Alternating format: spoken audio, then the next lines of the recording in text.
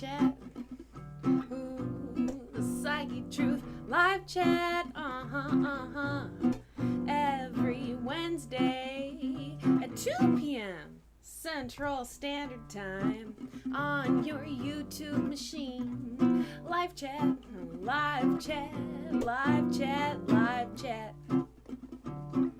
I'll answer your questions about whatever you want to talk about on the Psychetruth. Live chat, live chat, live chat, live chat. The Psychetruth. Live chat, live chat, live chat, live chat.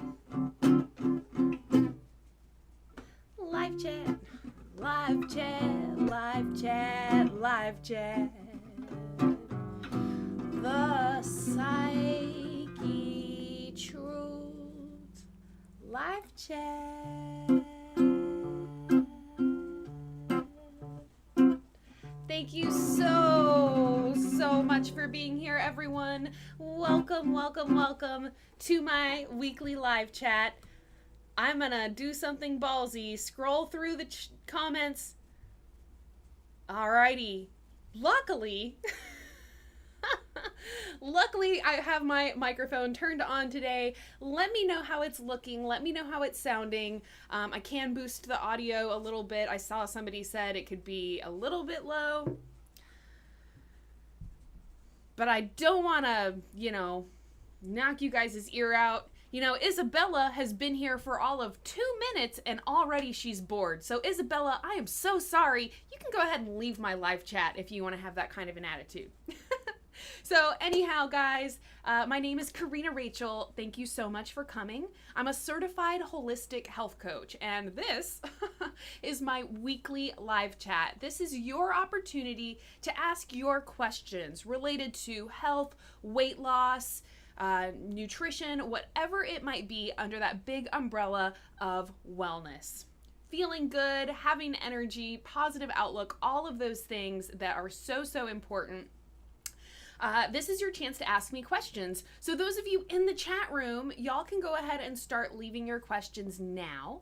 If you put some question marks at the beginning, as Floating Away Slowly has already done here, question marks at the beginning of your comment will help me see your question a little bit better. And I do just want to mention that if you leave a tip with your question by clicking on the little $sign underneath the comment box, it looks like a little S, but it's a $sign. Anyhow, if you leave a tip with your question will get moved up and be the next question answered. So, best way to guarantee your question gets answered is to pretty please leave a tip. We really appreciate it. Now I am scrolling for questions here. I want to just give a quick thank you to George Knott Smith, Brian Keith Counterman Jr. for being here, helping me hold down the fort. I do have a couple of moderators. If they don't arrive here shortly, I will go ahead and add someone else as a moderator. Seeing that as a comment here. No, it's a regular plain old 6-string guitar in regular standard tuning. It could be a little bit out of tune because I didn't use an actual tuner, but it is in the standard tuning.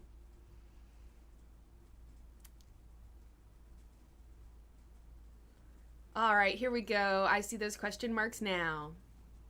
Floating Away Slowly. What's a basic example of food to eat in one sedentary day? Very interesting question. So I'm going to use my timer. The timer has been working out well.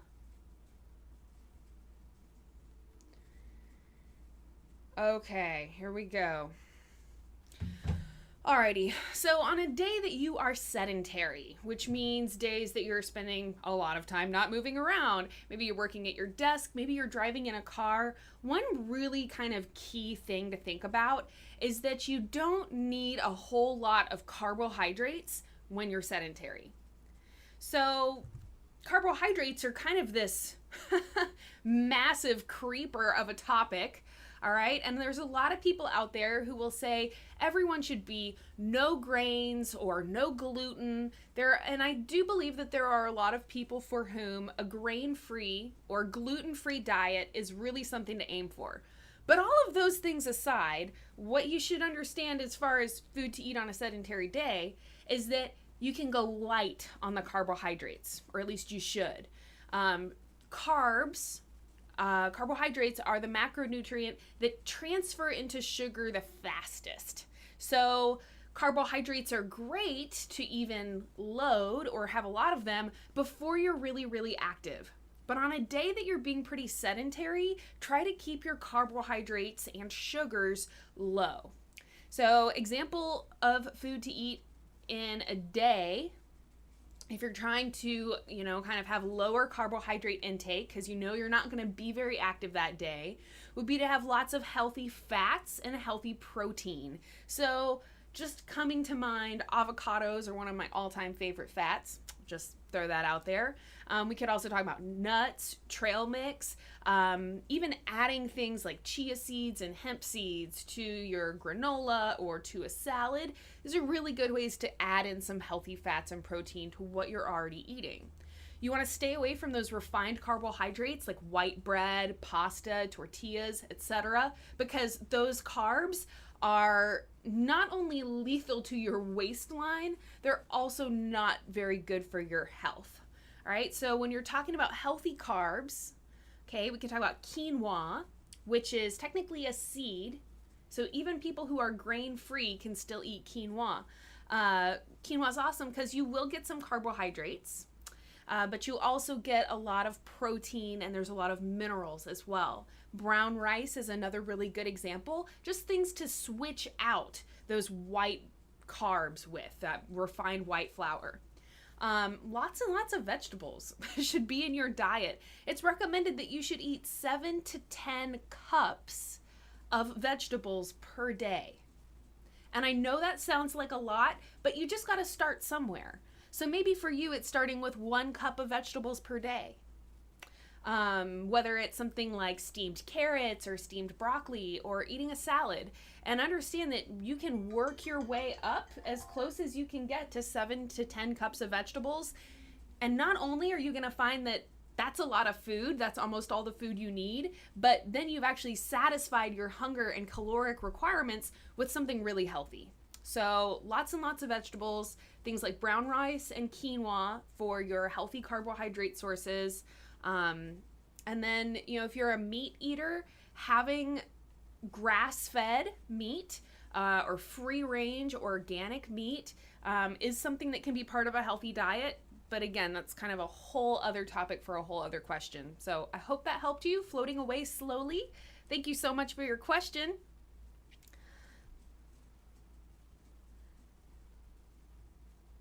Yes, there's a theme song. What is going on? I'm not... Okay, here we go. Sorry, my laptop keyboard thing is just being a little wonky. Stacy G. I like this question. What's the best way to reduce stress? Wow, and my comments just got flooded with comments. So anyways, best ways to reduce stress. Now, probably the key thing to know about reducing or managing stress is to not wait until you're stressed out to try and do something about it. So at the point that you are stressed out, okay, you are starting to have, just a low tolerance for things being slow, people being slow, whatever, right? We start getting impatient. Stress is something that literally causes a physical reaction in the body. It's not just something that happens up here.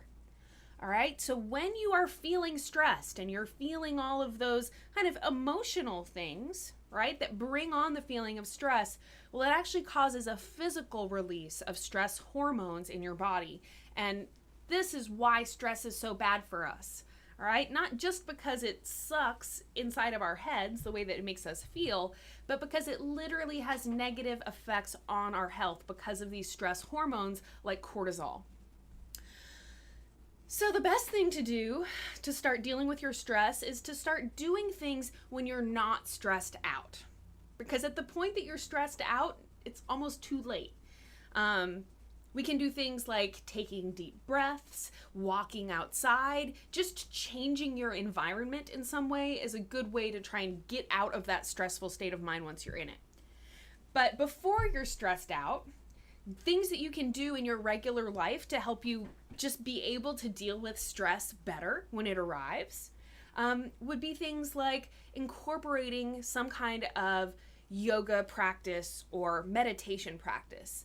Now, the reason that yoga is so strongly correlated with reduced stress levels is not just because the yoga itself is relaxing and stress reducing, but because you're literally kind of, by doing the kind of conscientious breathing in your yoga practice, and even a lot of those postures, they're literally designed to help kind of feed the parts of your brain that help you deal with stress, that help you deal with those stress hormones.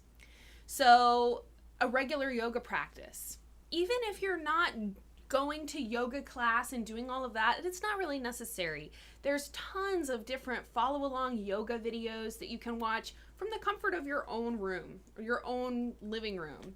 So having some kind of yoga practice is awesome. Even if it's just doing the breathing or the meditation, you're literally helping to kind of strengthen, for lack of a better term, the muscles. If there were muscles that help you deal with stress, those are what we strengthen when we are doing yoga or doing some kind of breathing exercises or meditation.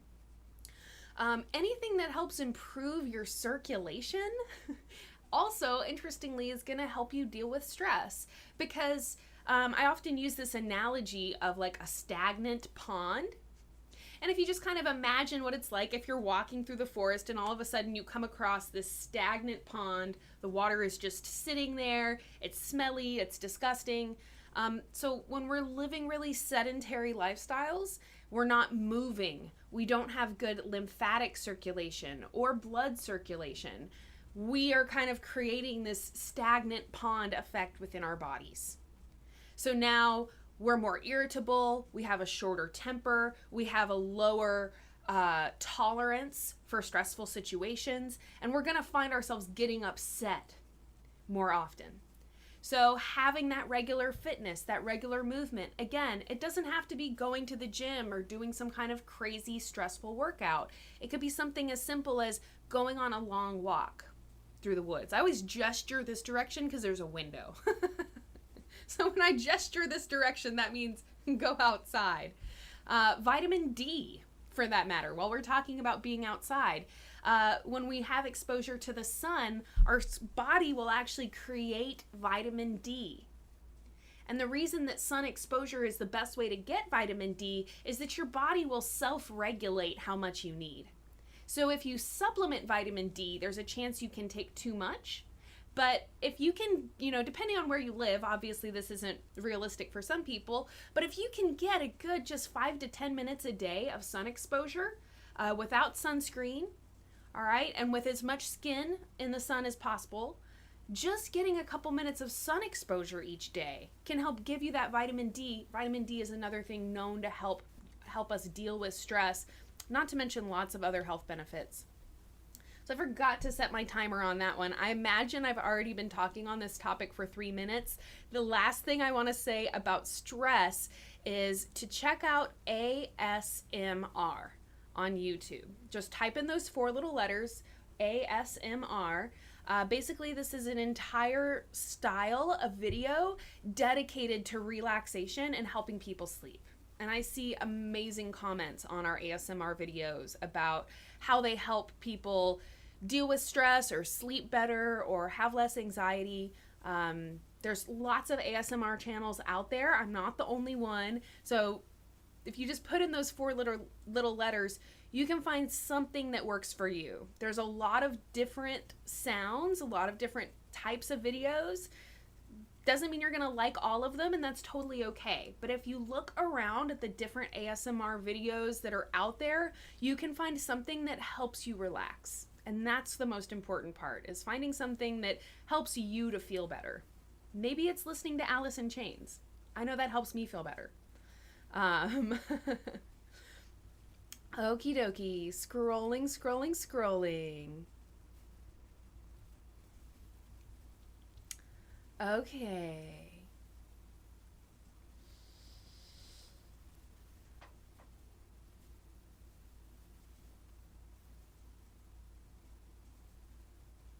What is the biggest factor of maintaining good health? Oh, Amen A. God, that's a kind of difficult question. The biggest factor of maintaining good health. You know, and saying good health, I mean, that's kind of a blanket statement right there, too, because are we talking about weight control? Are we talking about managing stress? You know, so to say good health in general, to me, that means all of those things. Your weight is controlled, your stress levels are handled, you have good energy levels, you have good outlook, positive thinking. If I had to narrow it down to one, it would probably be sleep. Sleep is perhaps the most overlooked fountain of youth, so to speak. Think about how many stories there are, how many tales there are about the fountain of youth and how people would, you know, go to all these lengths to find this supposed fountain of water that could make you younger. Well, I would say that sleep is kind of that fountain of youth. And from the perspective of maintaining good health, I think sleep is the most important thing. Sleep is when we do all of our repair. Sleep is when we do all of our fat burning, or at least most of our fat burning. So for anybody who's trying to lose weight or control their weight, sleep is super duper duper important. Interestingly, you know, when we're actually working out, when we're actually lifting weights or doing whatever, we're actually tearing our muscle fibers. Okay, so you're not actually getting stronger while you work out. You get stronger in the time that you spend recovering after your workout. And in regards to weight loss specifically, the time that you're actually going into ketosis and actually burning off the fat on your body is while you sleep, or at least primarily while you sleep. Sleep is also really important for our, stress levels, which again could be considered the biggest factor in maintaining our health. People who are really stressed out all the time, eventually that is going to have a negative effect on your health, and that can manifest in a number of different ways. So amen, A. Good question. You kind of had to make me think there for a second, but I'm going to say the biggest factor of maintaining good health is sleep. I'll take sleep for 800, Alex. Grim Ace, do you know how to make a good lemonade? Is it as easy as squeezing lemons into water? The kind at the store I was reading said 2% fruit juice. Seems something wrong about that. Okay, so typically, yes, for any of, if you're buying a green juice or you're buying some kind of juice drink, it should be like 100% juice, or at least close to it. There's a lot of those drinks out there that'll be like 10% juice, and that that's not a healthy product, right? In the case of lemonade, though, you are going to have a pretty low percentage of actual fruit juice in your lemonade because lemons are so sour, right? You can't actually have like 90% juice in a lemonade. I do think most of the lemonades out there are probably pretty bad. If I was going to make a lemonade, I would use honey to sweeten it. And then I love doing things like adding mint, or something like that, like mint and lemon and honey. Sounds really good. So, dun dun dun dun dun dun dun dun dun dun dun dun dun dun dun. Simba Sai Kahari. My first tip of the day. Thank you so much. I don't have a bell to ring, so I'm gonna play all the Jimi Hendrix chord. Oh yeah. Simbasai, I recognize your screen name. I know that you've been here before, and I know you've asked questions before. Looks like you do not have a question associated with your tip today, but Simbasai says, hello, I continue to learn so much whenever I make it to these live sessions. So thank you so much for your tip, literally helping to keep a roof over our heads and keep our YouTube channel alive. So thank you from the bottom of my hearts and all of us here at Psychetruth. If you have a question that comes up for you today in the chat, I will try to keep my eyes peeled for your screen name so I can be sure to answer that for you. Thank you again. Cannot thank you enough. Alrighty. So yes, making your own juices, making your own lemonade, I'm going to say, is always the best option. And when you're looking at stuff in the grocery store, just stay away from the things with sugar or evaporated cane juice. You're going to get way more health benefits squeezing some lemon into some water than drinking any of those, just like artificially flavored lemon beverages kind of a thing. How to lose weight healthy and fast. I'm a teenage girl, and I think that's Russian that your screen name is in, so I can't read what your screen name says. I'm really sorry. But anyways, how to lose weight healthy and fast as a teenager. I am gonna set my thing here. Look, I did set the alarm for the last one. I didn't even hit it, the 3 minutes. The first thing I want to say is that when we are teenagers, and I think even till we're like 21 or 22 or something, our bodies are in a very important growth phase. You're doing a lot of both physical development and mental development. So when people, because I get this question a lot, people are in their teens or they're in high school and they're wondering about doing a certain diet or how to lose weight and stuff like that. And I just want to kind of preface my answer by saying that the most important thing while you're in that age range, while you're in that really important kind of growth phase, is that you're getting plenty of nutrition. You don't want to be restricting your calories. Okay, you don't want to, obviously to an extent, right? You don't want to be overeating really large amounts, but the last thing you want to do is restrict your calories and undereat or not be getting the nutrients that you need. So my recommendation is kind of, rather than focusing on the numbers on the scale and being really consumed with losing lots of weight quickly, just be concerned with trying to be healthier. And then once you get through your teen years, the other thing is that during your teen years, you have so much going on hormonally that your body is not going to respond the same way as it will until you wait until you're maybe in your 20s and your body kind of gets through that major growth and kind of hormonal transition. A lot of teenagers have a hard time losing weight, just because of all the different hormones going on. You got a lot of stuff going on in your body, and trying to lose fat, burn off fat, is actually kind of counterintuitive for your body. So while you're in these growth and development changes, focus on being healthy, eating tons of vegetables. Man, I remember being a teenager and being like, wow, being a grown-up is great. You don't have to eat your vegetables. I was so wrong. I was so wrong.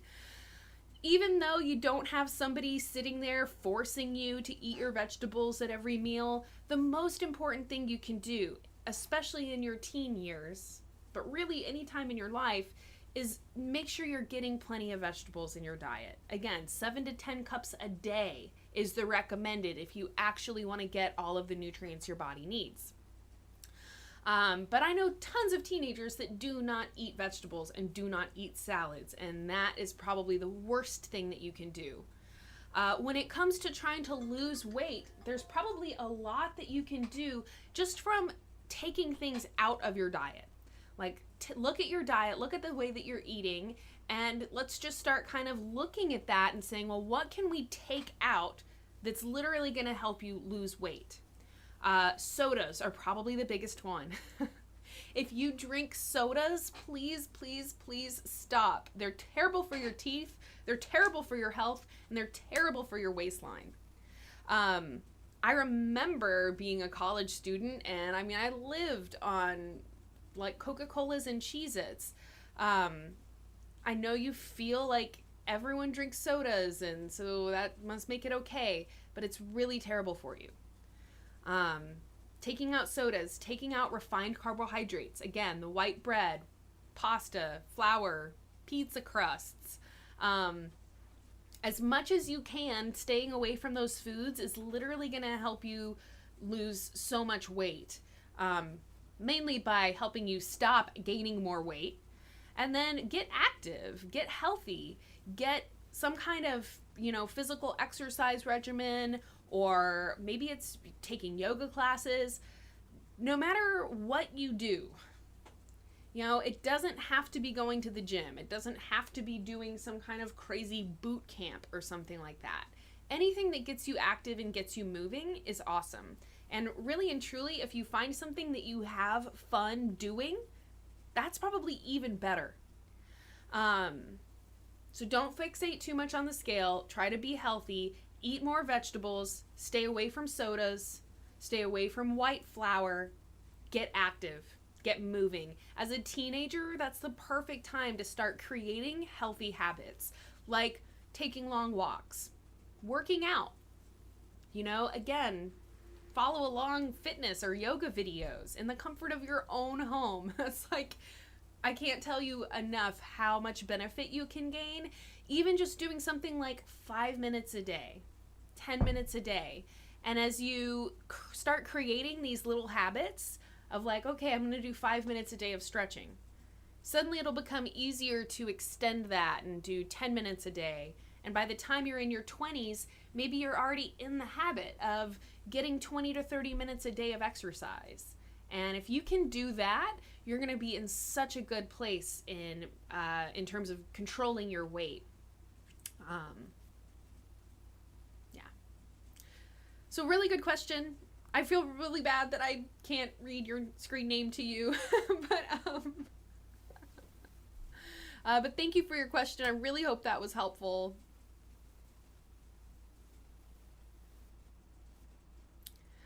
Okay, Chocolate Isbay. How do you motivate yourself to be healthy?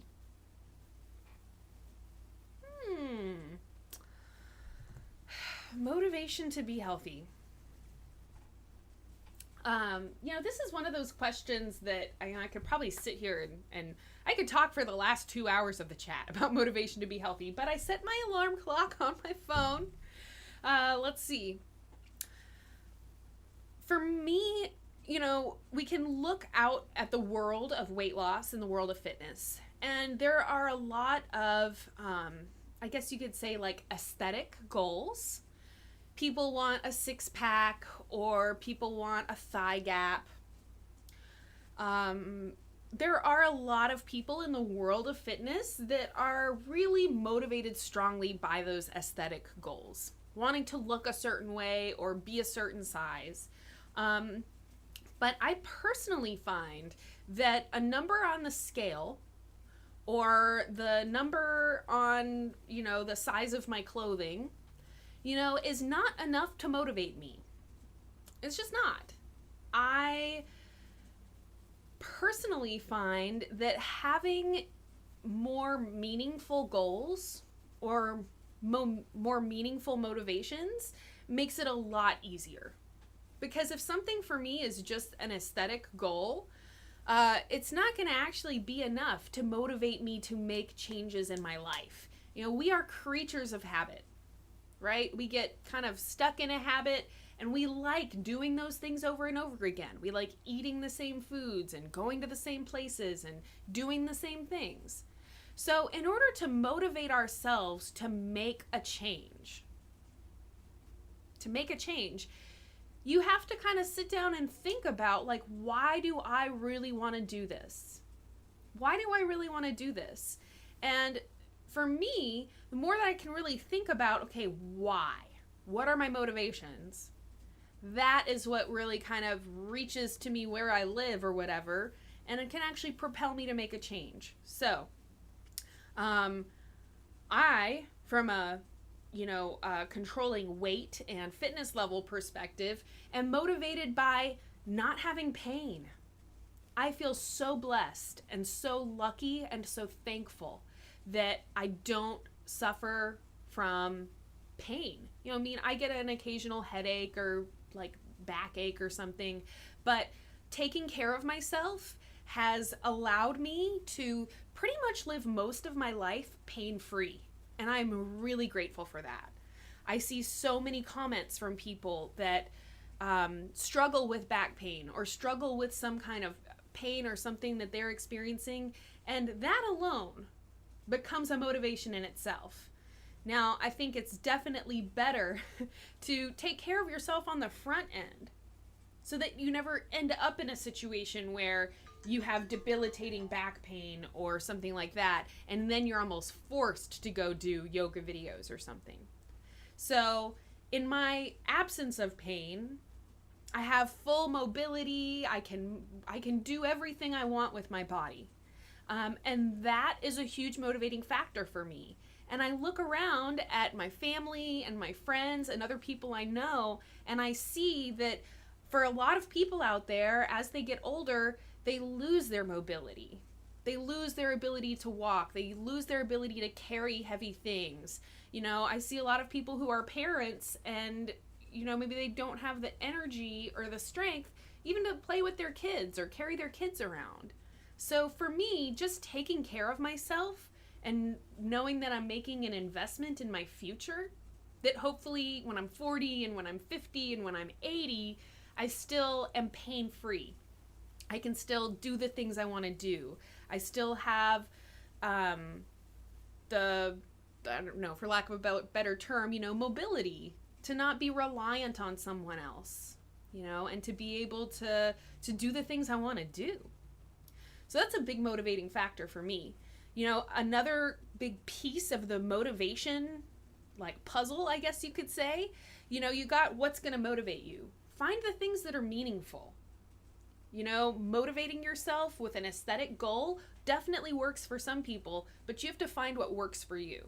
And for me, having those goals like, when I have a family, I want to be able to be healthy and all those things.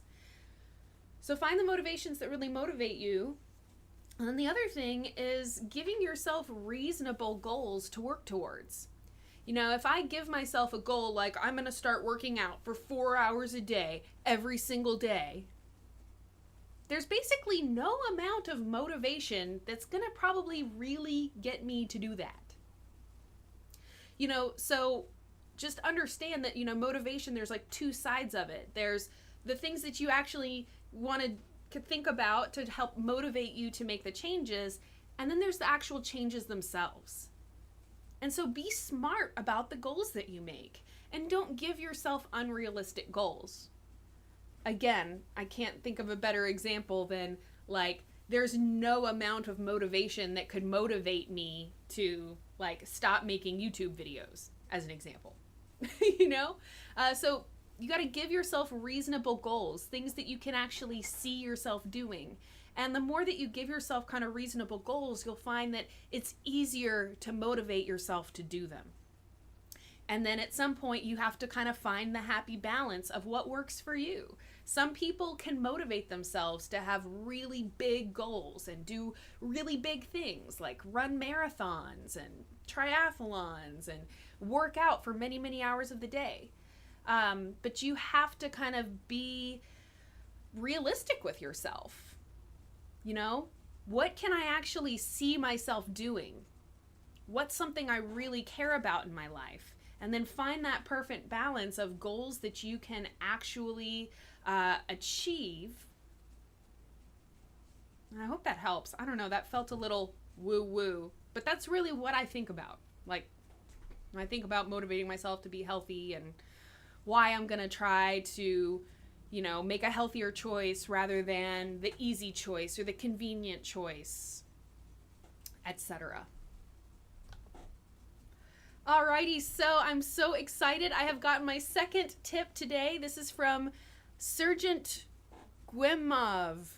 I have no idea how to say that. I'm so sorry. But thank you so much for your tip. I'm going to give you a little Jimi Hendrix chord here while I read your question.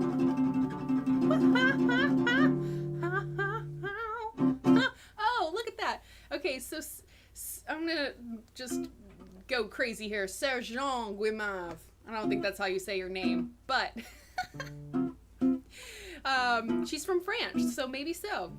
So, huge thank you from France for your work. I know it's a lot of investment of time. Can we hear on guitar a bit of your favorite song and maybe use it for ASMR?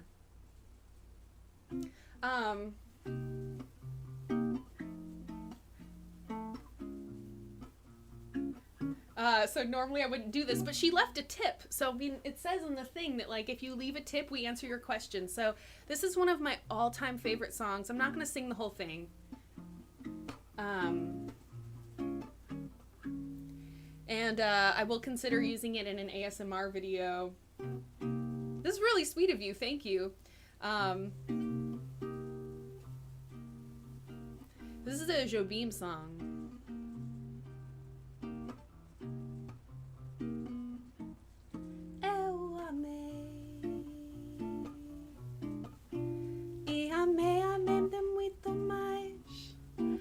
Você devia amar e chorei ao sentir que iria sofrer em vez de esperar. Anyways, okay, so I'm not just singing the whole song because this is a health and wellness live chat, but that is my favorite song. It's called Once I Loved. And it's like the most beautiful, heartbreaking song you've ever heard in your life. And I will make an ASMR video of it for you because you are so sweet. Thank you so much for your question and your tip. We have another tip in here. This one just came from Chicago Electric Bicycle. Chicago Electric Bicycle. That sounds awesome. But there's no question. Anyways, thank you so much for your tip. Here is your Jimi Hendrix chord. If you think of a question, please let me know.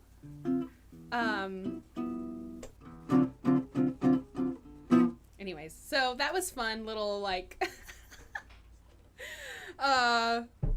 just a little tangent from our normal scheduled programming.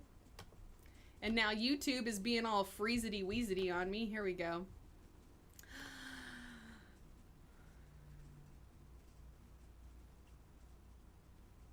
Okay, so there's the how do you motivate yourself to be healthy question.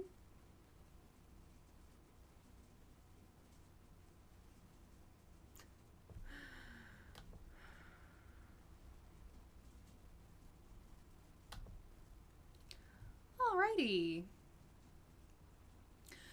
Chelsea 6789. Best natural remedy for migraines. God, I wish I had an answer for you.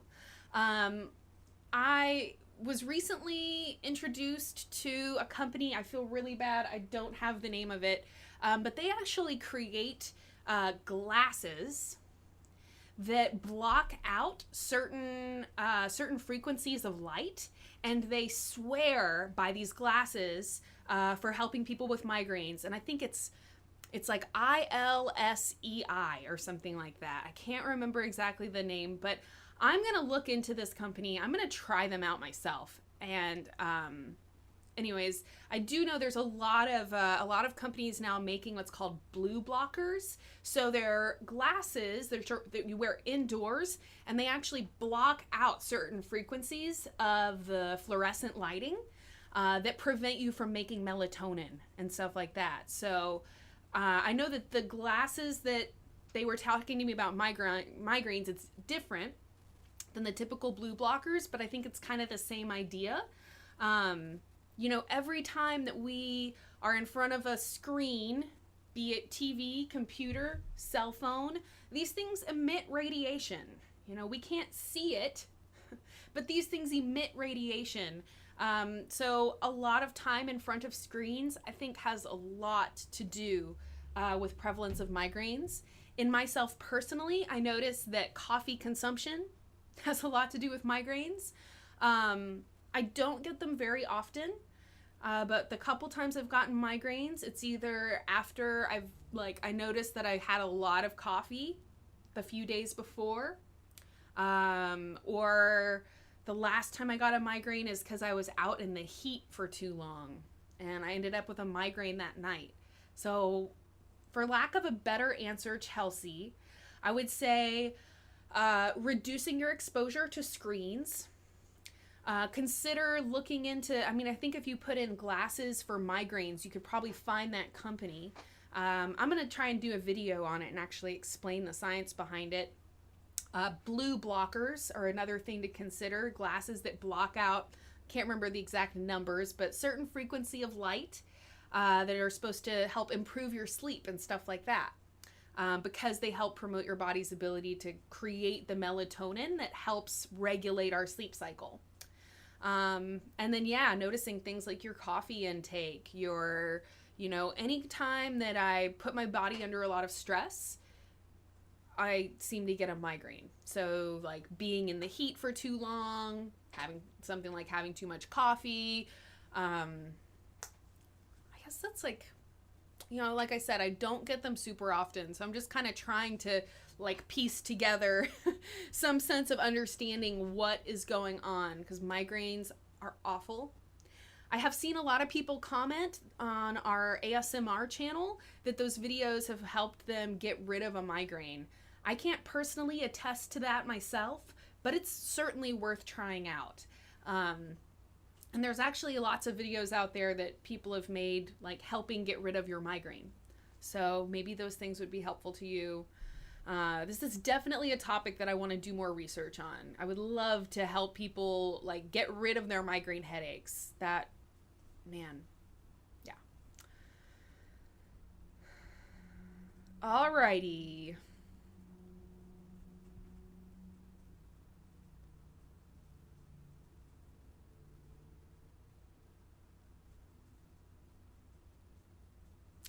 I personally will not be making a back handspring video, but we may be producing something like that.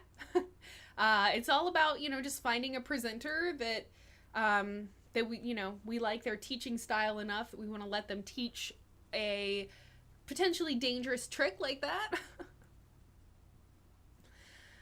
Okay. Pollock talks. I'm a teenage guy with a little bit of a gut. What is the best, quickest way to get rid of it? So I'm going to just do a general answer about belly fat, because belly fat is a huge topic. That was not meant to be a play on words. But belly fat is one of those things. I see questions about it all the time. Everyone is asking about belly fat. Everyone wants to know how to get either flat belly or six-pack or whatever. Okay, a couple things to know about belly fat. Belly fat has been found to, this sounds silly, but basically when they look at levels of people's cortisol. Now again, cortisol is one of the stress hormones. So remember we were talking earlier about how, we experience stress in our heads, in our brain, but it causes a physical response. Well, part of that physical response is the release of hormones. And cortisol, which is just one of the most kind of well-studied stress hormones, has been found to be linked with belly fat. Like, people who have elevated cortisol levels also tend to have belly fat. So one great thing you can do to start getting rid of your belly fat is deal with your stress. I talked about that earlier in the chat. So things like getting more sleep, doing yoga for relaxation. Again, not just when you're stressed out, but starting to do yoga or do meditations when you're not stressed out, right? It's about building your tolerance for stress so that even in a stressful situation, you don't break down. and you don't actually have that flood of cortisol that creates all the negative health factors associated with stress. So cortisol and belly fat, get more sleep, handle your stress. It's going to help you get a flat belly. Belly fat is also known to kind of be a sign of what they call metabolic syndrome.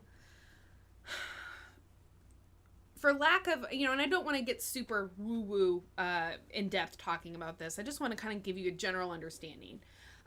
So your belly is like the easiest place for fat to be stored, right? Because you eat the food, you got that sugar, you got it flowing through your bloodstream, and your stomach is just right there, or your belly is just right there, right next to all of your digestive tract organs.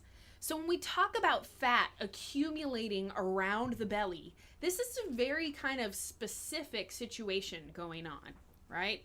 And especially if you're someone who is accumulating fat around the belly, but not anywhere else, right? So the rest of your body is, pretty much fine. You're not really overweight, but for some reason your body is just storing a bunch of fat around your abdomen. So, typically that's kind of referred to as a beer gut, right? But it's not just beer that will give that to you. Now, if you are consuming a lot of refined carbohydrates, that's, one of the big things that's going to contribute to that belly fat. Again, those refined carbohydrates, they get transferred into sugar so quickly, there's no way your body can burn up all that sugar right when you eat it, especially for most of us who are sedentary, right? So consuming lots of sugar in the form of alcohol, but even in the form of, white flour, white bread, tortillas, those kind of hidden sugars. People don't think of those foods as being really bad for us because they're not sweet. But understand that white flour is just like sugar when it hits your bloodstream. So all of those things, the more that you can reduce them in your diet is going to really help you with belly fat. Replace those refined carbohydrates with natural sources of carbohydrates. I talked earlier about quinoa and brown rice. These are just great ways to still get some of those carbs that you want for energy, but to ingest them in a way that they don't all immediately go to your gut. So metabolic syndrome, a sluggish digestive tract, these are all just kind of issues associated with your body is not functioning the way it's supposed to. So either you're just eating too much, your body can't burn through the fuel as fast as you're eating it, and you start accumulating a gut. Or maybe it's not so much that you're overeating absurd amounts, but your body just can't properly digest the food that you're eating. And when food can't really be properly digested and properly moved through the digestive tract, your body just kind of says, next stop, store it in your belly. Because it's the easiest thing your body can do. So you want to get rid of belly fat. We need to improve your digestion. Okay, so probiotics are awesome for helping to replenish the good bacteria in your gut. If you take a lot of antibiotics, there's a lot of people out there that maybe take antibiotics a few times a year because they get a sinus infection or whatever else. If you take a lot of antibiotics, you need to take probiotics after you finish the round of antibiotics. And again, probiotics are just a good thing to take in general. Apple cider vinegar is another great thing to help your digestive tract. Inside of your stomach and inside of your intestines is a really acidic environment. And it needs to be really acidic environment in order for your food to be properly digested. So when we have people taking antacids, taking Tums, taking things that actually make your stomach acid less acidic, you're actually creating a bigger problem for your digestion. So take apple cider vinegar instead of Tums. Okay? Take, really and truly, ideal scene is that you get to the point where you're not having indigestion, you're not needing to take antacids. But if you are, understand that the problem is not that your stomach is too acidic, it's that it's not acidic enough. So apple cider vinegar with your meals, you can take it in a pill if you really can't stand putting it in your water, or even just taking a little bit every morning in a glass of water is a really good practice for just helping to keep your digestive system functioning appropriately. Another simple thing you can do for belly fat and to improve your digestion is twists. So you can just twist in your chair. Got a nice little back crack there. I don't know if y'all heard that, but twisting. Physically twisting your belly is excellent for helping to kind of massage the organs and stimulate digestion. There's also a lot of videos that we've made on our channel, like yoga for digestion, yoga for belly fat, where they've actually included a lot of those twists and a lot of those poses that are known to kind of target that fat. And then remember that yoga in general is great for reducing your stress, building your body's tolerance for stress. So doing more yoga on its own helps you fight belly fat because it helps reduce your stress levels. I know I went over my timer on that question, but belly fat is one of those questions that I get asked all the time. So hopefully y'all don't mind that I kind of spent a lot of time on that question. It's definitely a popular topic.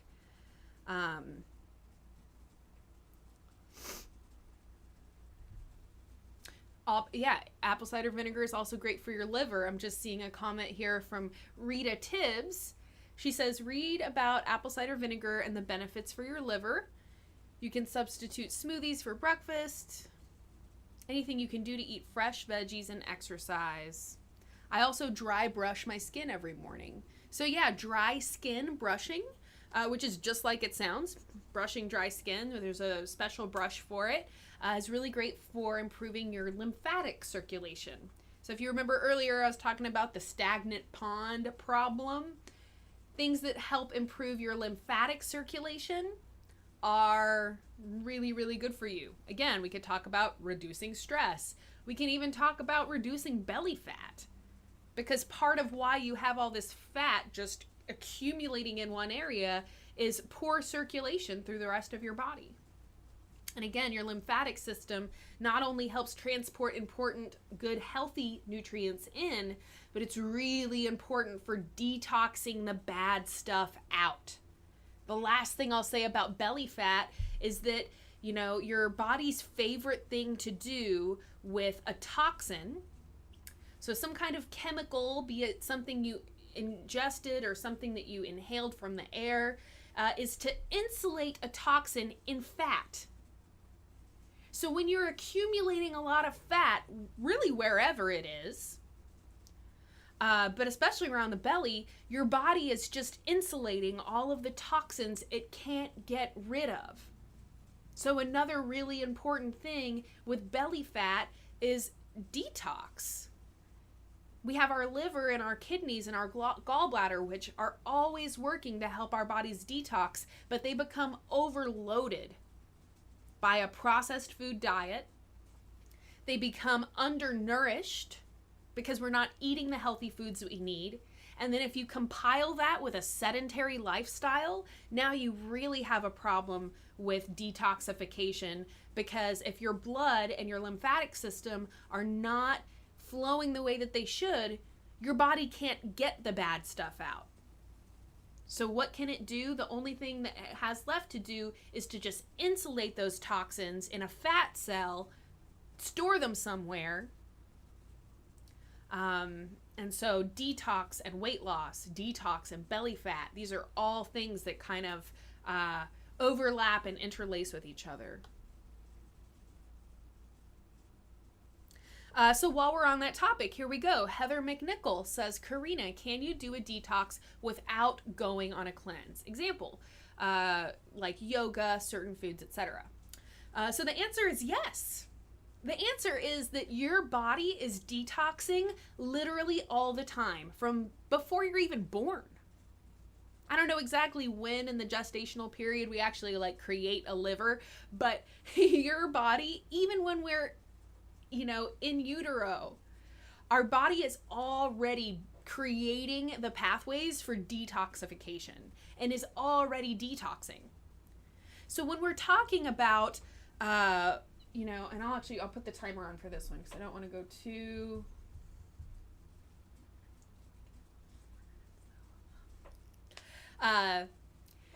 So detoxing, something the body is doing all the time. This is one of the most important processes in the body. So it's not like, what can I do to get my body to detox? The question is to ask, what am I doing that's preventing my body's natural detoxification systems from working the way they're supposed to? So again, we can talk about, you're just putting too many toxins in. The liver, the kidneys, these are very, very powerful organs, but they can get overloaded. So when we have a whole lifetime of eating processed foods, not eating enough of the vegetables and fruits that give those organs the nutrients they need to function, we have that problem. And again, sedentary lifestyle, another thing that prevents those detox organs from working.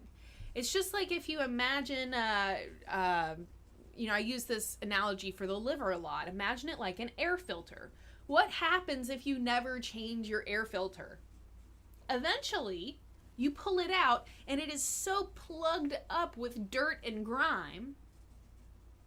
We've all been there. We all know what that air filter looks like, right? And you can understand how, well, once it gets all plugged up and clogged up, it doesn't work anymore. So that's kind of what happens to a lot of us with our livers, especially if you drink a lot. And again, processed food, sugar, processed flour, these things are so hazardous to those organs. We don't think of them as being as bad as alcohol, but they basically are. There's a lot of people out there with what they call non-alcoholic fatty liver disease. This is where your liver is basically having the same problems of somebody who has been drinking too much their whole lives, but it's non-alcoholic. It's just caused from the diet that they're eating. Okay, so what can we do to help our detox organs work the way they're supposed to? And no, it doesn't necessarily involve going on a cleanse, restricting your diet, all of those things. Now, doing a cleanse or something is a very, very, very good idea for most of us, but I kind of see it as something, obviously it's not as easy to do as just making little changes, but it's also something that if you detox too quickly, a lot of these detox cleanses and stuff like that, they kind of push you into too much of a detox too soon. So you can imagine if your body is filled up with all of these toxins, okay, and then all of a sudden, like imagine, I think I've used this analogy before too. If you imagine like a big bag, right, of all the toxins in your body, well, if you poke a hole in it and let those toxins slowly flow out, this is something your body can manage. You're not going to get sick. But if you took a saw and you just started sawing out the bottom of this bag and now all of the toxins just come pouring out at once, this is when we have things like detox headaches. Irritability is probably one of the most common things that people experience if they detox too quickly. You just get really irritable. And then we also have things like breakouts, right? If your skin actually breaks out or something. And those are just problems from people detoxing too quickly. So good ways to help your body detox without going on a cleanse would be, like you said, doing yoga or any kind of movement, any kind of stretching, flexibility work. Yoga I love because it's a whole practice designed to help bring balance to your body, as opposed to just doing stretches or something like that. But any kind of movement is important because it helps those circulation systems. And then it also, in the case of yoga, is just kind of building up, like I said, your tolerance for stress, your body's ability to tolerate stressful situations. In the case of foods, there's a lot of foods out there that are just terrible, right, for our detox organs. So again, the sugar, the white bread, anything that's just really processed with a really long ingredient list of crazy sounding chemicals. Instead, you want to opt for, what do you think I'm going to say? Plenty of fruits and vegetables. When we talk about the leafy greens, kale, spinach, broccoli, cruciferous vegetables, those guys are kind of your heavy hitters in terms of nutrient density, or how many nutrients that you get from the food. So all of those dark leafy greens are excellent for helping you detox. Watermelon is known to be a great supporter of the liver because of the glutathione.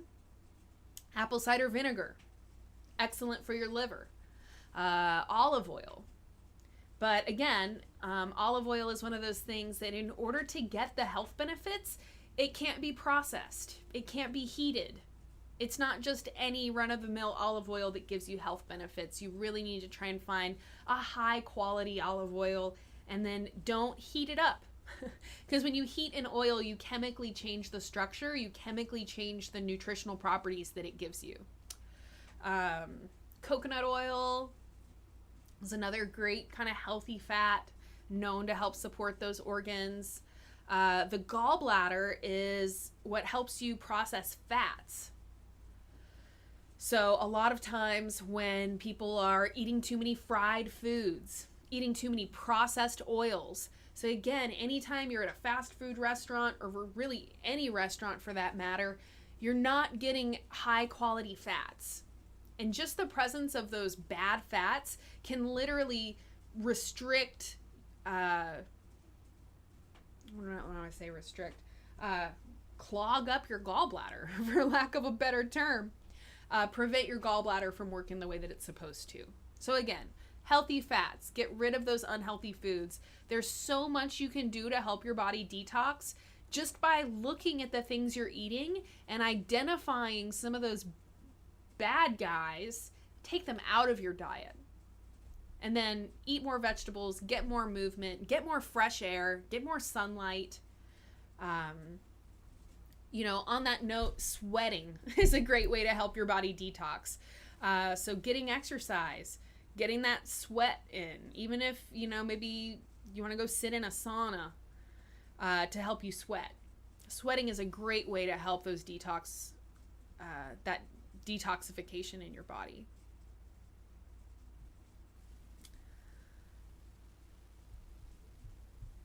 So Gabby the Gamer, I feel really bad. It doesn't show me your tip. And it doesn't show me your question. So I am going to scroll back up here and look. It usually, like when somebody leaves a tip or something, it shows it at the top. Here we go. Okay, so there's Gabby the Gamer. For some reason, it didn't alert me, which is really annoying. I think the YouTube super chat is just, they don't have it completely glitch free yet. Like, it sent me some of the notifications of the tip, but not all of them. Gabby, I'm looking for your question here, but it bumped a lot of my questions from earlier in the chat. So anyways, Gabby, I'm going to look for your question. Thank you for your tip. I'm going to give you a quick little Jimi Hendrix chord here. Thank you, Gabby. Please leave your question for me again, because I can't find it in the feed, but I really want to answer your question.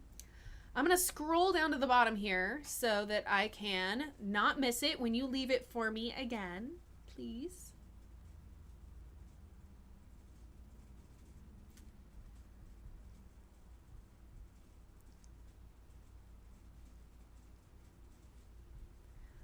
Okay, looking for question marks.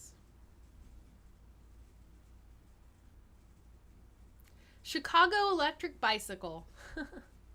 What are the things that make you happy, Corrina? So Chicago electric bicycle left a tip earlier, and I said, if you have a question, I will answer it. So even though this isn't exactly health related, I'm going to answer. And I think maybe it'll end up being health related anyways, because it's me. Let's see. Probably the thing that makes me happiest is hearing from people that our channel has helped them in some way. When people leave me a comment that, you know, my advice has helped them, or our channel has helped them lose weight or reduce back pain, or the ASMR channel. I mean, we get so many comments about how those videos help people. That's probably like the main thing for me that kind of just like makes my heart smile, makes my heart happy. Feeling like I've done something to help someone else. I love music. I love playing music. Love incorporating music whenever I can into my life. So recording, performing is probably one of the other things that makes me happy. Seeing other people smile, seeing other people laugh makes me happy. Anyways, I don't really know what else to I'm like asking, like, most people don't ask about me in the chat room. But thank you for that. If I think of anything else that makes me happy, I will let you know.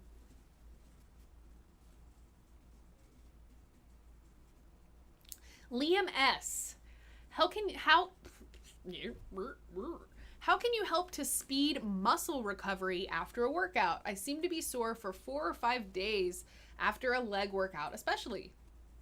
So this is a really good question, and it also touches on something that I think is so important for people to understand, which is the importance of recovery time after your workout. While you're actually lifting weights and doing the workout, you are tearing and destroying the muscle fibers. And it's actually in the recovery days after where you're actually getting stronger. You're actually building muscle. So it's really important to give your body the recovery time it needs. And if you are still super, super sore, don't work out again. You've got to let your muscles recover in between your workouts. And if it takes 4 or 5 days to do, then you need to wait. You need to let your muscles recover.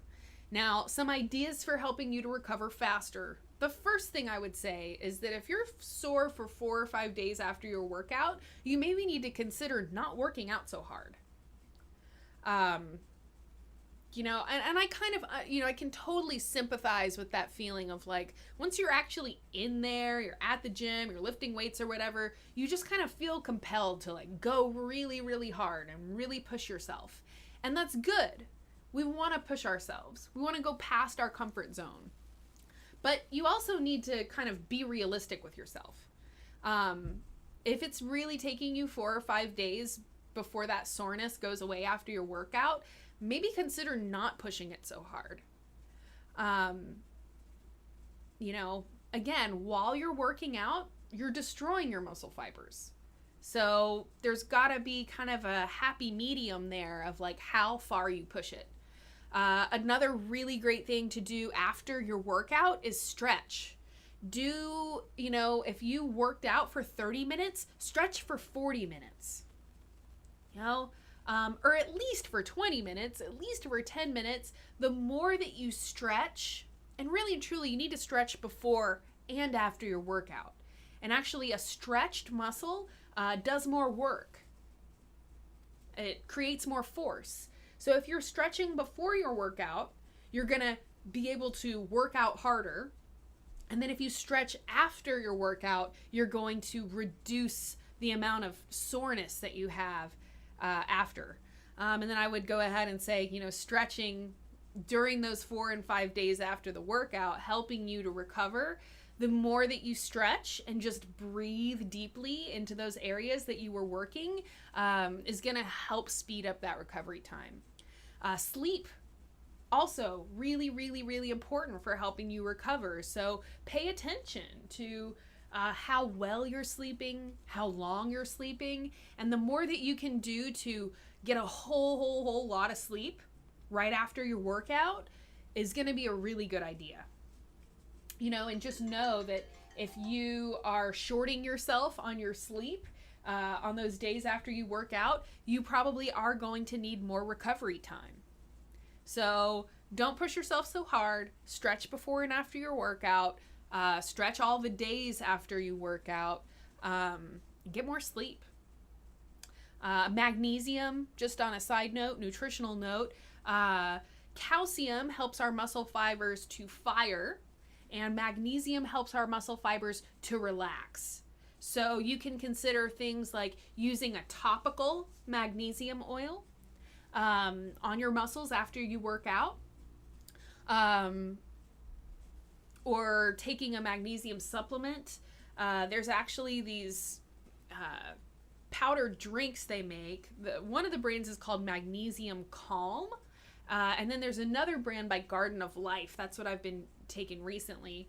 But basically it's just a little powder that you add to your water. It gives you a bunch of magnesium and just helps you relax. Helps your muscles relax. So maybe consider taking some kind of magnesium supplement. Like after, on the day that you work out, that night when you're going to bed. And that should also help you sleep better and sleep longer too.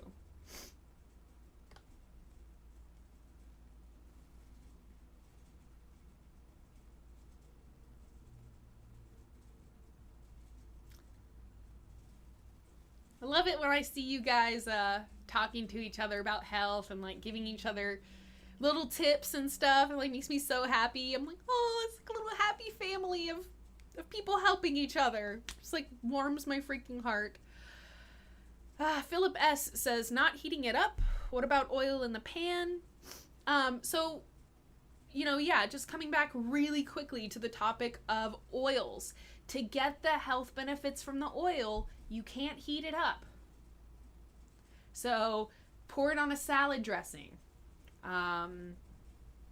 Use, I know some people who just like take coconut oil by the spoonful. That's a little much for me personally. But having those oils raw, salad dressings is probably the main thing for me. Is that I just am always, using uncooked oils in my salad. Another thing you can do, for the food that you're cooking, cook it in water. Just steam it or poach it in water. And then after you plate it or put it on the plate, drizzle it with oil or put some butter on it or something. So then you're still getting the flavor of the oils on your hot food, but you're not actually applying heat to the oil. Because yes, when you put the oil in the pan, you chemically change the structure. You chemically change the nutritional benefits. When you are cooking something you need an oil to cook with, coconut oil is the best oil to use because it has the highest heat. What do they call that? Heat index? No. Basically just capacity for being heated up before it starts chemically changing. So coconut oil, if you have to heat something with oil, but ideal scene is to only cook with water. Don't cook with oils. To get the health benefits from the oils, you need to have them in their natural state, unheated. Woohoo, Bob Rowe. Thank you so much, Bob. Once again, though, I see a tip with no question. Bob Rowe, Bob Rowe, Bob Rowe. You rock. Thank you so much. I cannot tell you enough, how much we appreciate this. Here's Bob's question.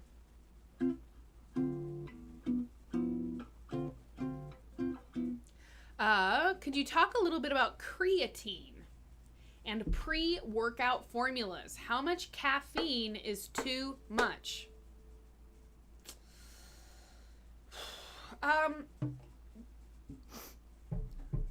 So, wow, such a topic, such a not easy topic.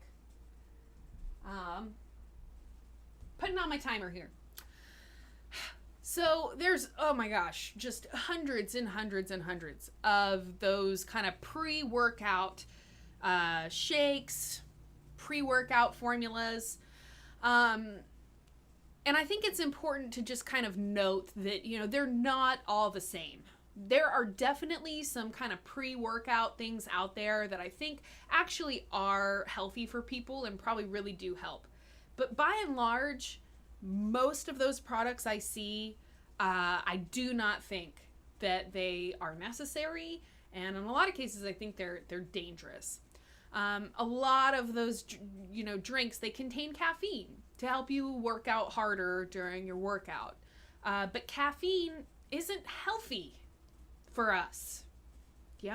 It's a toxin, okay, in the body, which means that every time we consume caffeine, your body recognizes that as something it's going to have to get rid of. It's going to have to detoxify from your system.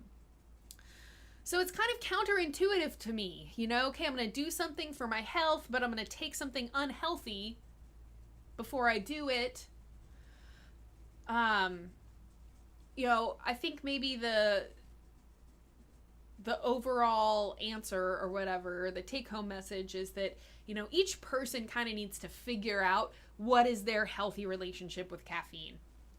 If you can live a life without caffeine, that's the ideal to aim for. Reducing your caffeine consumption as much as you can. And remember that it does have, kind of reliance and dependence. So the more that you drink it, the more you're going to want it, and you're going to take more and more and more caffeine over the course of your life. So working towards zero caffeine is a good thing to aim for. But if you're somebody who already is drinking tons of coffee all the time, it's really unlikely that you're going to, reduce your caffeine intake. Then I understand that, maybe you want to take some kind of pre-workout powder that has caffeine in it. The biggest thing to look out for, I think, in those drinks is the sugar and the artificial sweeteners. The absolute worst thing you can ever do right before you work out is taking a bunch of sugar. At any given point of the day, your body already has sugar in your bloodstream. Your resting glucose levels, right? Just the kind of baseline amount of sugar in your bloodstream at any given time. And when we start to work out, our body starts to burn through that sugar, right? And once it burns through all the sugar, that's when we start really burning fat. So the more sugar that you have in your bloodstream when you start to work out, the longer it's going to take you before you actually get into the zone where you start burning fat. So Gatorade. There's so many sports drinks out there, okay? Gatorade, first thing that comes to mind. The idea that you would take in something with sugar right before you work out, especially refined sugar, is just absurd. Especially considering that you get electrolytes from any plant that you eat. Any fruit, any vegetable, coconut water, it's another great example, is going to give you those electrolytes. That's why people drink Gatorade, is for the electrolytes. But you would be way better off to eat a banana or eat an apple. So you're still getting some sugar eating a piece of fruit, but you're getting the electrolytes, which is awesome, and you're getting the sugar in a form that your body can actually deal with it. It's like the difference between cocaine and a coca leaf. If you just eat a piece of fruit, it's like chewing on a coca leaf, so to speak. It's not really the same, but understand that when you have that cane sugar or evaporated cane juice, or high fructose corn syrup for that matter, it's like a highly, highly concentrated form of sugar. It's like the cocaine of sugar. It's way more than your body can handle. It's way more than your body can burn off. So I know I got a little off topic there from the pre-workout drinks. I want to do a whole video on that topic because there's just so many products out there, and a lot of them are really terrible for people. Another thing people don't realize is that the concentrated protein in a lot of those drinks, the concentrated protein actually causes an insulin response. And that's what we want to avoid, right? The more that you have insulin being released in your body is storing fat. And as long as insulin's in your bloodstream, your body is not able to burn fat. So anything that stimulates your insulin, like refined sugar or concentrated protein, is actually the last thing that you want to take in really anytime, but especially right before you work out. Anyways, my timer already went off on that question. We are coming into the final run here of the live chat. So I'm going to do a last look here. I know Gabby, the gamer, had left a tip and I missed her question. I'm really sorry. Gabby, if you're still here, please leave your question again.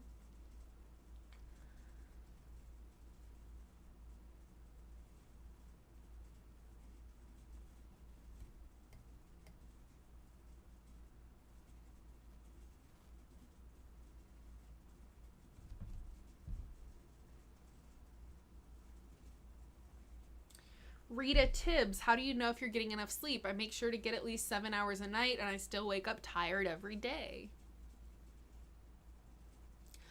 I mean, 6 to 8 hours is kind of the average they recommend. If you're getting at least 7, that's probably plenty of sleep. As far as being tired when you wake up,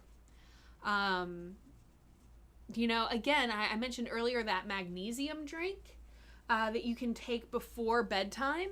It should actually help you get into a more relaxed sleep, a deeper sleep. So if you're sleeping a long period of time, but you're still waking up tired, it's probably a sign that you're not actually getting into that super deep level of sleep for a long enough period of time. I think that's the REM, rapid eye movement, right?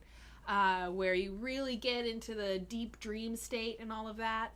So you can talk about things like, you know, what's the environment of the room that you're sleeping in?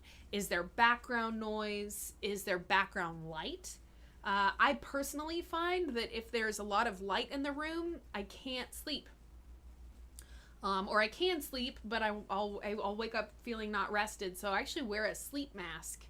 Not every night, but when I wear the sleep mask, I wake up feeling more rested.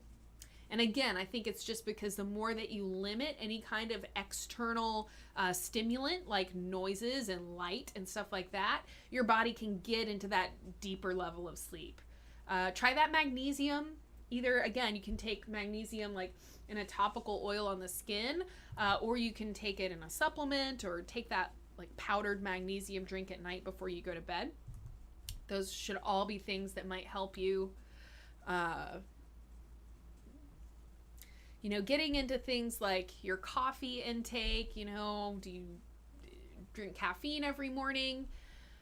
How much sugar do you have before bed? When is your last cup of coffee, you know, at night or the day before, you know what I mean? The day before. Those are all things to consider, because if you've got a lot of sugar in your bloodstream when you go to bed, that can also reduce your body's ability of getting into that really good deep sleep.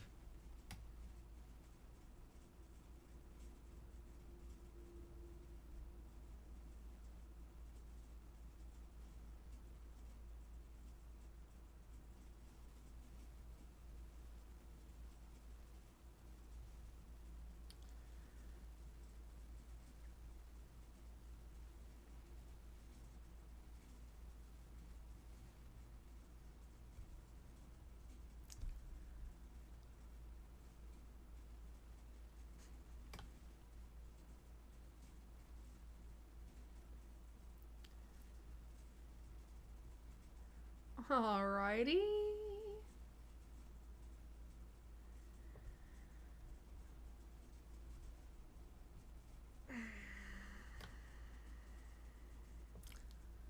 Lauren Demarath. Another tip. I don't know why YouTube isn't like alerting me. It's only alerting me of like half of the people anyway. So I'm really sorry, folks of you out there, if I have been missing your tips. Lauren's asking about Garcinia cambogia. I have not done a huge amount of research into Garcinia cambogia. My personal like gut feeling about stuff like that is that, when we're talking about our health, when we're talking about losing weight, it's not usually going to just be like one miracle thing that comes in and resolves all of these problems. And when I see the Garcinia cambogia products out there, I feel like they're, it just rubs me the wrong way, I guess. Ultimately, getting results, improving your health, losing weight, whatever it is you want to do, that's a result of a lot of different things all coming together. So without recognizing that, there's all of these different little supplements and miracle pills and miracle this that, kind of promote themselves as being able to, create all of these changes in your body.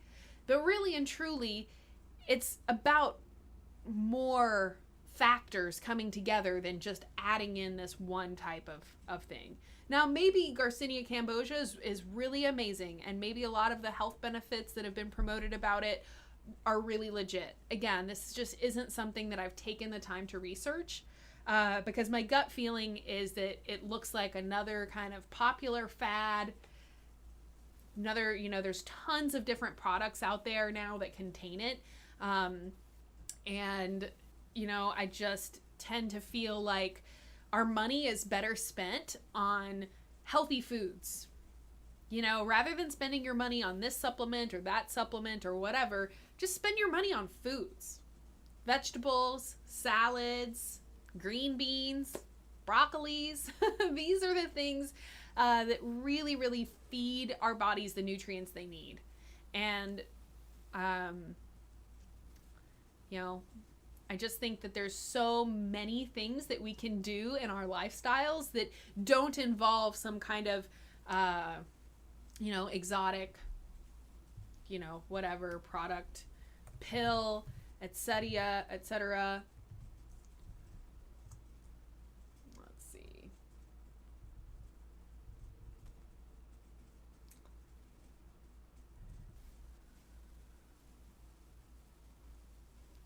So,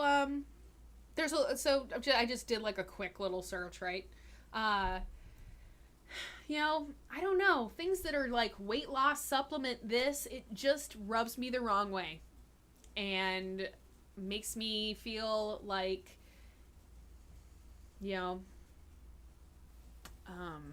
there's too many of these products out there.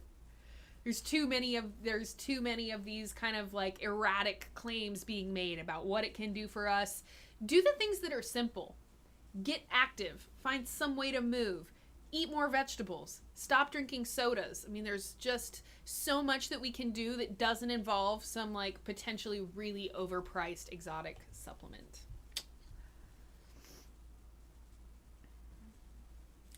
Rachel Poppins. I don't know why I said it like Mary Poppins, but Rachel Poppins says, Corrina, I love this channel.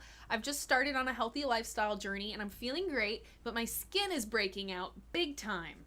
Is this normal, and is there anything I can do to help it? So Rachel, I'm really glad you asked, because actually it is pretty normal. And here's why. So remember a couple questions ago, we were talking about toxins in the body, right? And so when we are eating the typical diet and maybe we're kind of sedentary, we don't work out a lot, the body just has to start storing whatever toxins it can't get rid of. And the best place to store a toxin is inside of an adipose cell or inside of a fat cell. Lots of insulation, right? You're going to insulate that toxin inside of a bunch of fat. So when we start to help the body detoxify by eating healthier or working out. I don't know exactly what Rachel has been doing, right? But she says she's started on her healthy lifestyle journey. So as she's starting to eat healthier and exercise and do those things, the body is starting to detoxify, starting to go into some of those little fat cell storage units and start getting rid of some of those toxins. So one of the things that can happen as those toxins start coming to the surface and being released are things like breakouts. So our skin is another one of our primary detox organs, right? Because it's a very easy thing for, stuff can come in through the skin, stuff can go out through the skin. We also have sweat, which is another great way that the body detoxes. But again, when those toxins start coming to the surface, it's not always sunshine and rainbows, right? As those toxins start coming to the surface, we can have things like breakouts, can have things like headaches. These things are often referred to as detox symptoms of detoxification. So yes, it's perfectly normal, all right, that your skin is starting to break out. Your body's kind of going through these transitions. You're changing your diet. Your body is getting healthier, getting more nutrients and more activity. So now those detox organs that have been wanting to do all this work for many years and maybe haven't been able to, now they're starting to get through some of those toxins. So yes, it's normal. Is there anything you can do to help it? One consideration would just be to detox more slowly. So whatever you're doing in your healthy lifestyle journey, maybe consider that number one, consider that the breaking out just means that it's working. So if you don't mind it too much, I would say push through the broken out skin, and then eventually you'll get to a point where your skin just clears up and you're like, whoa, what happened? So keep pushing through, let your skin clear up, or you can actually kind of pull back a little bit. So maybe you started exercising for 3 hours a day. Maybe pull back to only doing like 2 hours a day.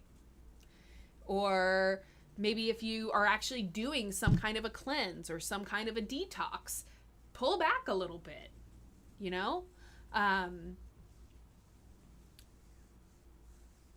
see.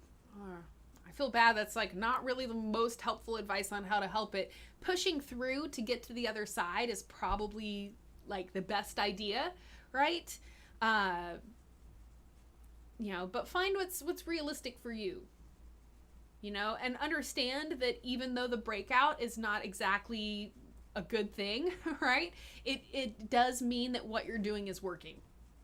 So if it really persists for an extremely long time, then maybe you actually want to get it checked out or talk to a doctor and see if maybe there's actually some kind of other issue going on. But you should find that your skin starts to clear up.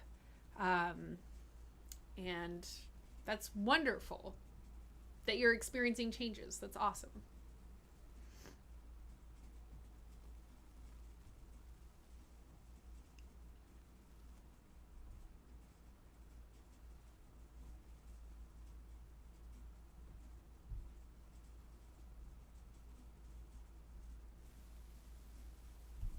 Philip S., does green tea give me nutrients? Yes.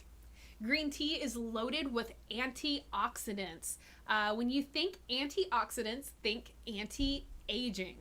Oxidation is a natural process that occurs in the body, but it's part of what contributes to our aging and degenerative processes. So when we take antioxidants, okay, the benefit that they give us is fighting this process of oxidation.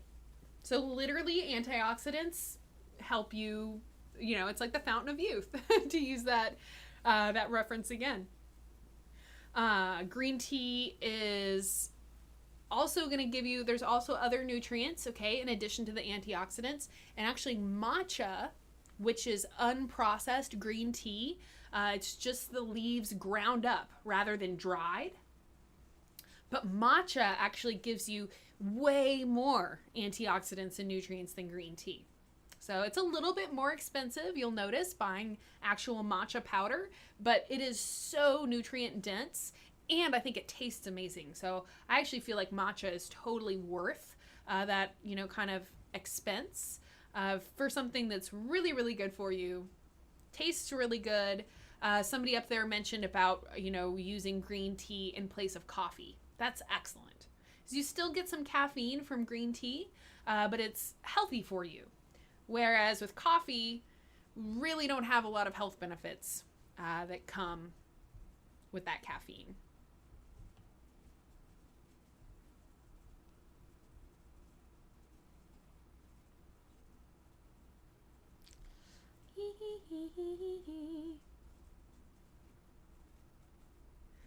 So many questions. This is insane.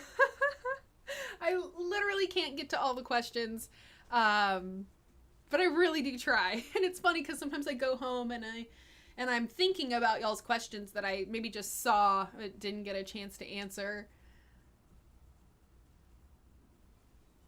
So yes, I agree with this statement. Ilke Aproot, which, why is it not letting you be my moderator anymore? Let's see. Add moderator. Okay, I don't know what happened. But let's see. It says isolated soy protein and whey will never be health foods. I totally agree with that statement. Again, when you isolate protein, all right, so you take a food and then you just pull the protein out, now you have something that, number one, is a processed food. It's not in its natural state. So you lose all of these really important nutrients that are naturally present in the food, like the soybean or the milk in the case of whey, right? But when you actually isolate out that protein, it also stimulates an insulin response.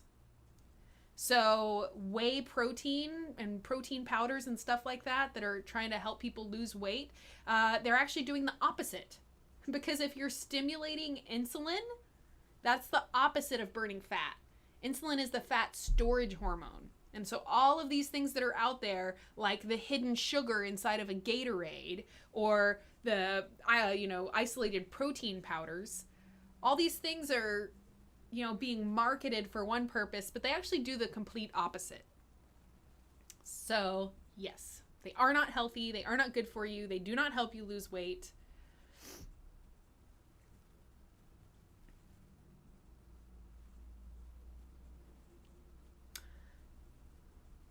Yes, you can totally add matcha to smoothies.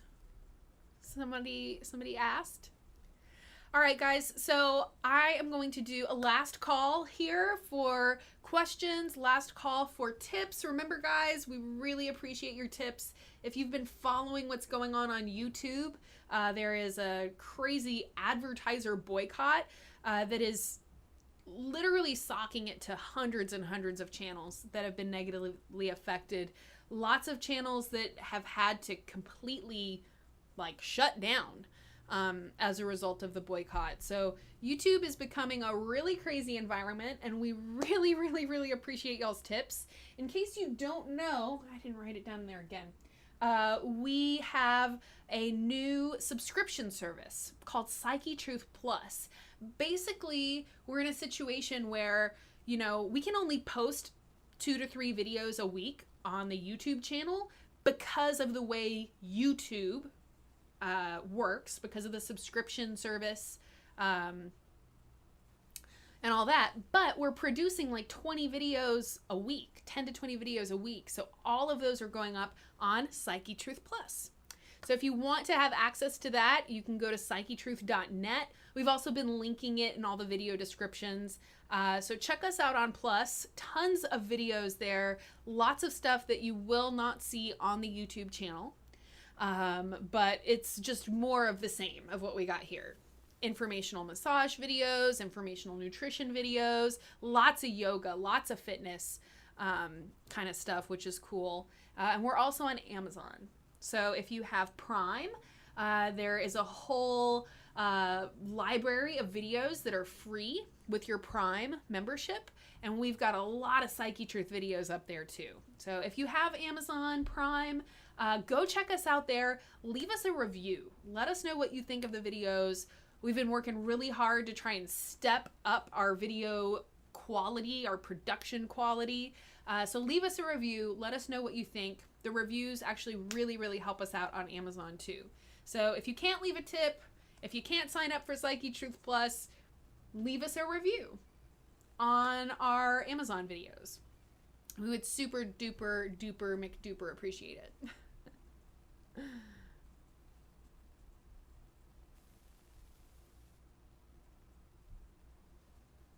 Do you believe some of the news is fake? The infamil.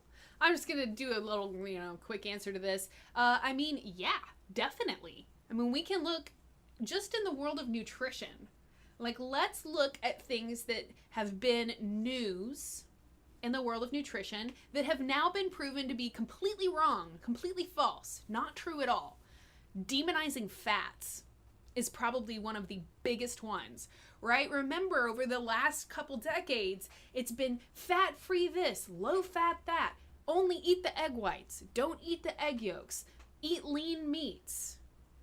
Fat-free foods, right? There was this huge kind of campaign demonizing fats. Well, now what they're finding is that it's actually sugar that's terrible for people. It's sugar that ruins people's veins and arteries and leads to blood clots.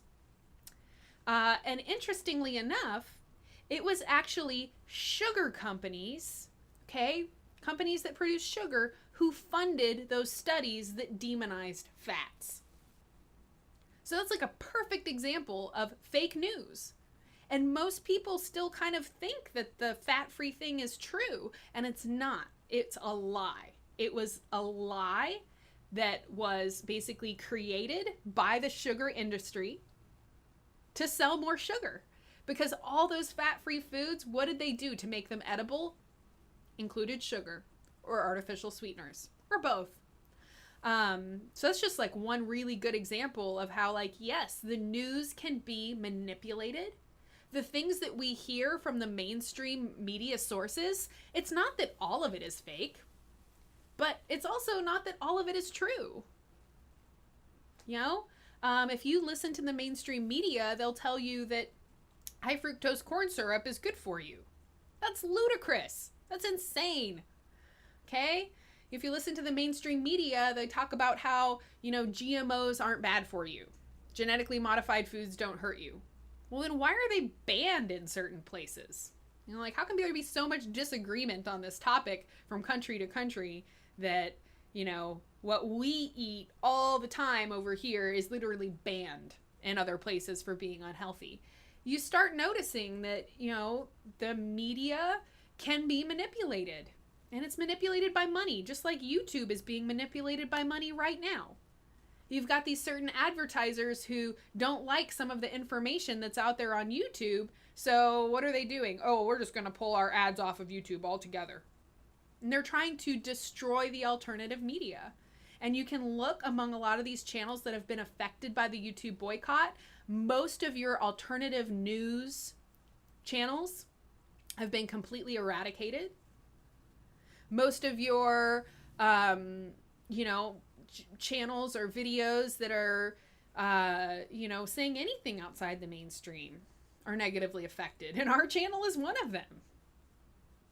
So, yes, there's definitely fake news out there. But I think it's just worth noting that every piece of news or whatever has to be evaluated on its own. It's not like the mainstream media always lies. Okay, there's a lot of things in the news that are definitely true, but there's a lot of things that aren't true. And then there's some things on the internet or on YouTube that are true, and there's some things that aren't true. There's no cross the board thing that you can say. So we, as thinking, capable people, we have to make our own decisions. We have to look at a piece of information, look at an occurrence, and make our own decision about what makes sense to us. Don't just believe it because I said it, or believe it because Fox News said it, or whoever. We have to evaluate truth on our own. And, I think that we can look in nutrition, we can look in geopolitics, we can look, there's just so many areas where, somebody stands to profit from a certain piece of information coming out or a certain piece of information not coming out. So, it ultimately ends up being up to us to, listen to all the sides of the story. Just like if two of your friends came to you and they were having this huge argument, you wouldn't just listen to one of them and try to decide who's right. You'd listen to both sides of the story. You'd listen to both perspectives, and then you would decide what you think. Is one of them in the wrong? Is one of them lying? Right? So we just have to educate ourselves, think for ourselves. Don't just believe something because somebody else says it to you. You know, we live in a world where like we're constantly bombarded by information. Some of it's true and some of it's not true. There's no easy way to just blanket like this is, you know, blanket all of it. So think for yourself. That's my answer. It wasn't really the question, but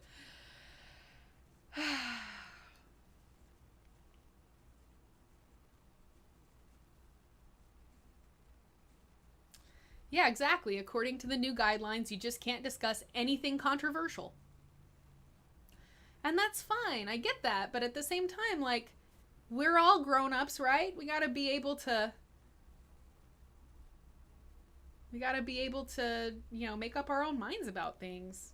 Simbasai Kahari. Another tip. Thank you so much. That's freaking awesome. I don't know what you mean. I signed up, but it's not working. Have not heard back about a fix. Do you mean you signed up for Psychetruth Plus and it's not working? Send us an email. Psychetruth@gmail.com. Send us an email and let us know. We definitely want to try to fix any kind of like problems that you're having with that. I'm not sure if that's quite what you mean. So if you're still here, you can leave me another comment and let me know. Thank you for your tip. It's really sweet of you.